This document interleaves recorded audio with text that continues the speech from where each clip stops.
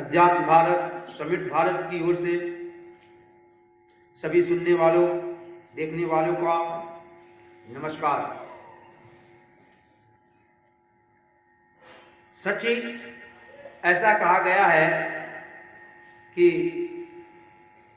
किसी भी व्यक्ति, परिवार, प्राणी को या राष्ट्र को बर्बाद करना हो तो उसका बोल, वचन, रहन सहन बिगाड़ दो।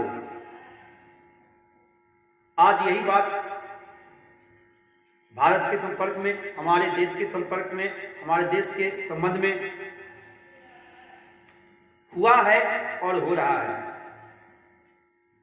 मैं भारत की भारतीयता की महत्ता को फिर से कायम कर अपनी वास्तविकता को विश्व के धरोहर, संसार में विश्व गुरु भारत था,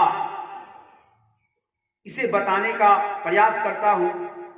और यह भी मेरा प्रयास है कि जन जन का कल्याण, विश्व का कल्याण, विश्व में आज भी भारत गुरु के लायक है।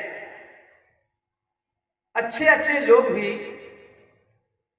बहुत पढ़े लिखे लोग भी कुछ वैसे रिवाजों को, कुछ वैसे शब्दों को दूसरे के देखा देखी अपना लेते हैं जिसका बहुत ही वास्तविक में गलत अर्थ होता है। आप सभी जानते हैं, भारत की सभ्यता संस्कृति इतनी उत्तम थी, तभी तो यह विश्व गुरु बना हुआ था। जब अंग्रेजों ने भारत में शासन किया, अंग्रेज जब यहां आए तो भारत की वास्तविक रीति रिवाज, रहन सहन, धर्म, कर्म, इसकी वैभवता को देख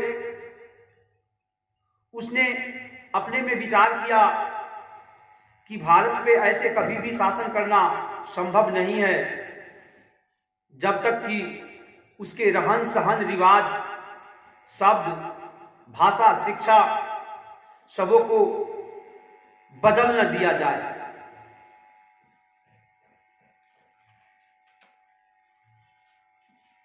किसी भी देश की भाषा और शिक्षा उस देश की आत्मा होती है। भारत की भाषा और संस्कृति संसार में सर्वोपरि थी और आज भी है, परंतु दुख के साथ कहना पड़ता है कि हम सभी लोगों में, पढ़े लिखे लोग भी दूसरे के बताए हुए चालबाजी शब्दों में पड़ गए हैं और उसे अपना लिए हैं। उसे छोड़ देना चाहिए। इसी के तहत मैं आपको थोड़ा सा याद दिला देता हूं। भारतीय सभ्यता संस्कृति को बर्बाद करने के लिए, शिक्षा नीति को बर्बाद करने के लिए एक वैज्ञानिक, एक विद्वान अंग्रेज जिसका नाम मैकाले था, 1823 में जब मैकाले भारत का भ्रमण करके इंग्लैंड पहुंचता है और वहां वह अपना विचार रखता है कि भारत कभी भी गुलाम नहीं रह सकता क्योंकि उसकी सभ्यता, संस्कृति, रहन सहन अनमोल है।